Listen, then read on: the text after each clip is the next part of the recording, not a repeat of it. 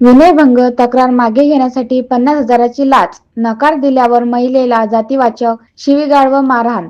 महिलेला तिची विनयभंगाची तक्रार मागे घेण्यासाठी 50,000 रुपयांची लालच दाखवून दबाव आणल्याचा आणि नकार दिल्यावर तिच्यावर जातीवाचक शिवीगाळ करून मारहाण केल्याचा धक्कादायक प्रकार शेगाव तालुक्यातील झाडेगाव फाट्याजवळ घडला आहे. या प्रकरणी तिघांविरुद्ध अनुसूचित जाती जमाती अत्याचार प्रतिबंधक कायद्याअंतर्गत गंभीर गुन्हा दाखल करण्यात आला आहे.